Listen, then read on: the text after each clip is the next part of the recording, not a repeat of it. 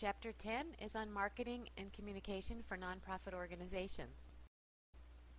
Marketing approaches. We're going to talk about the differences between commercial marketing and social marketing. Commercial marketing seeks additional customers for increased revenues for stakeholders. Social marketing, on the other hand, seeks to change human behavior to improve society. Nonprofit organizations typically engage in social marketing, which is intended to change human behavior and improve society, in contrast to the commercial marketing, which we just talked about above, which is undertaken by for-profit businesses in order to increase their sales on behalf of shareholders or investors. Cause marketing, or cause-related marketing, involves a partnership between a nonprofit and a for-profit, which is intended to increase for-profit revenues, a portion of which are directed to the benefit of the nonprofit organization. So you've seen those in the marketplace a lot, where let's say you buy a certain kind of chocolate bar and a percentage goes to save the wildlife.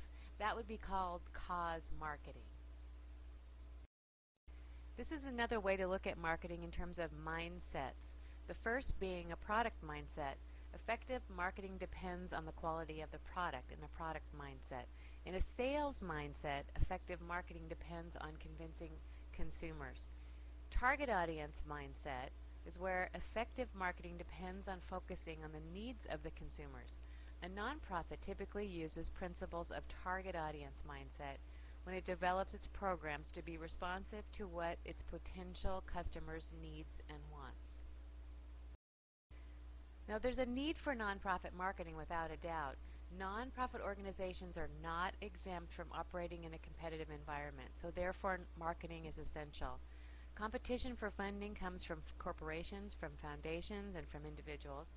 Competition in advocating for a particular cause or social goal. There's competition for attention amidst everyday noise. There's competition against other nonprofits and for-profit companies and public organizations engaged in similar activities. And there's just generic competition against the alternative uses of individuals' time and money. So nonprofits operate in a competitive environment. They're not immune.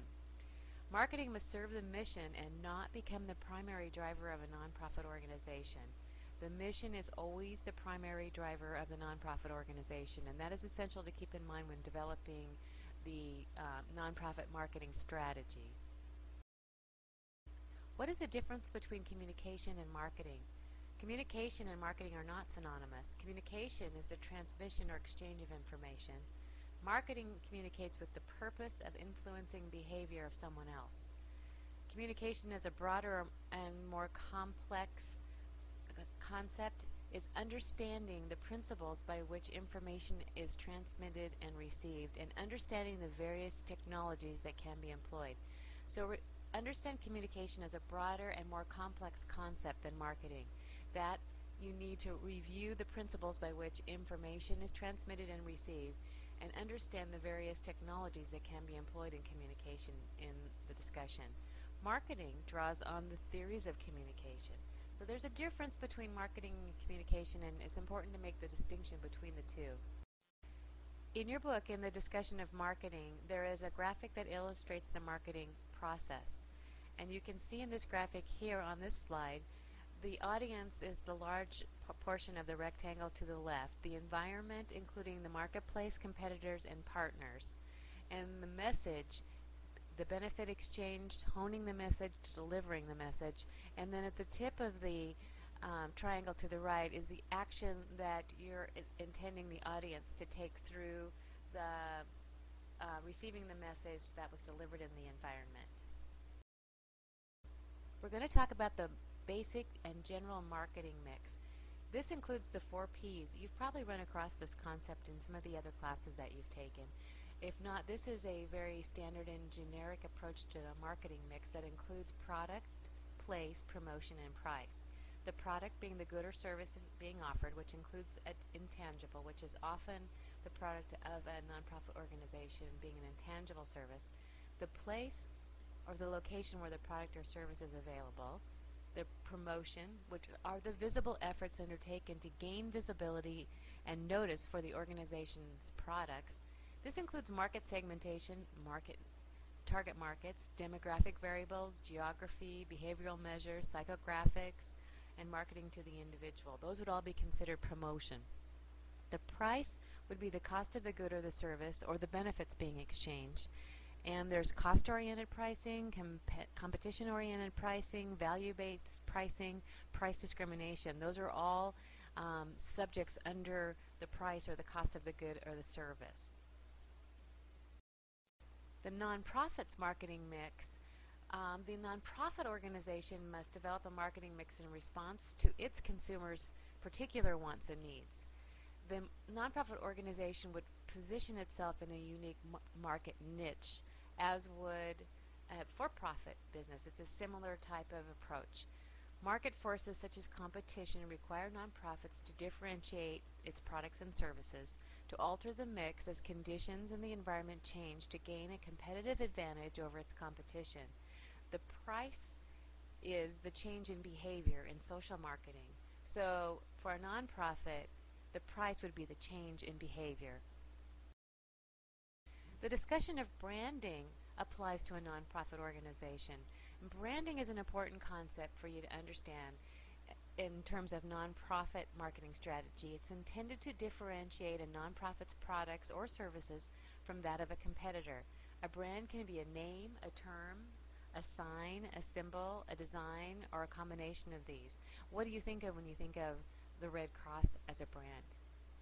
So that comes to mind, a very, very dynamic symbol. So the brand can be the name, the term, the symbol, the design, or a combination of these. What are the attributes of the brand? The collection of perceived qualities of the organization or its products, such as invoking feelings of admiration toward a nonprofit. That would be the attributes of the brand. The promise of the brand would be the expectations that you have about what you will receive when you buy a specific product or service, or you give a donation to a nonprofit organization. In a nonprofit organization, a brand promise could be assurance of a responsible behavior by the nonprofit. So that could be the promise that the Red Cross is giving you, is that you give a donation to them and they will be responsible in their behavior in fulfilling what you expect them to do. Brand equity is the monetary value that a brand image brings to an organization. The equity is the monetary value that a brand image brings to an organization. Building a positive image and a recognizable brand should be part of a nonprofit's organization marketing strategy. And I will add there too, it's a very important part of a nonprofit organization's strategy, marketing strategy, is a positive image and a recognizable brand. In marketing a nonprofit organization, it's essential to identify the target audience. A couple of the techniques used, which would be used in for-profit and government agencies as well, would be these. Demographics are objective measures such as age, gender, race, ethnicity, and income. So demographics, you need to identify your target market through demographics, and you also need to identify the target market through psychographics. And these are behavioral measures such as activities, attitudes, opinions, likes, dislikes, and they can be used to categorize customers and prospective customers into identifiable groups. So both demographics and psychographics are essential in identifying non-profit target audiences, so know the difference between those two. Elements of effective nonprofit marketing would include integrated marketing communication and a model called CRAM, C-R-A-M. So let's talk about integrated marketing communications, IMC, first. This is a nonprofit's comprehensive plan for consistent, coordinated messages to external audiences, who are clients, partners, and other nonprofits, to communication channels, which include printed materials, websites, social media, and word of mouth, and to internal audiences, staff, volunteers, and governing boards. So that's an overall comprehensive plan for consistent and coordinated messages to the individual audiences, whether it be external or internal, and through the methods of communication via printed materials, websites, social media, and word of mouth. So the important thing there is to remember that it's an integrated effort. Now, CRAM stands for establishing a connection, promising a reward, inspiring action, and sticking in the memory. So these are elements of an effective nonprofit message. You just remember that acronym. It helps you remember it. Establishing a connection, promising a reward, inspiring action, and sticking in your memory. So those would be elements of an effective nonprofit marketing program.